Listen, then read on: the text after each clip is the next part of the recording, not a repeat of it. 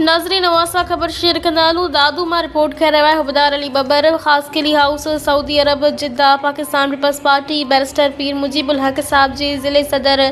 चूंडजण की खुशी में पाकिस्तान खास किली इत्तेहाद ज़िले दादू जा सदर मोहतरम हाजी अली अहमद खास किली जा वड़ा ब्रादर पाकिस्तान खास किली इत्तेहाद ओवरसीज़ सऊदी अरब जा सदर मोहतरम हाजी मोहम्मद रजब खास किली तरफा खास केली हाउस जिद्दा ते शानदार प्रोग्राम मुनक़द किया वियो ऐं पीपी झंडे वारो केक पिणु काटियो वियो जंहिंमें काफ़ी दोस्तनि शिरकत कई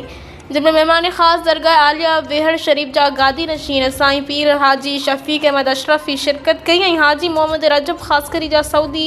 शहज़ादा कुफ़ील हज़रात भी शिरकत कई। मोहम्मद असलम खास केली मोहम्मद अकरम खास केली मोहम्मद सलीम खास केली हाजी अब्बास अली खास केली मुख्तियार अली खास केली मुमताज़ अली खान सोलंगी रोशन अली बरमाणी आबिद अली बरमाणी खादिम हुसैन बुरड़ो गुलाम शबीर चन्ना ऐं ॿियनि काफ़ी दोस्तनि शिरकत कई।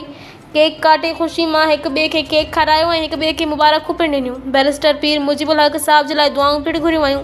हिन मौक़े ते हाजी मोहम्मद रजब ख़ासि करे सभिनी महिमाननि खे सिंध जी सूखड़ी अजरक पिणु पाराया ऐं सभिनी जा थोरा मञिया।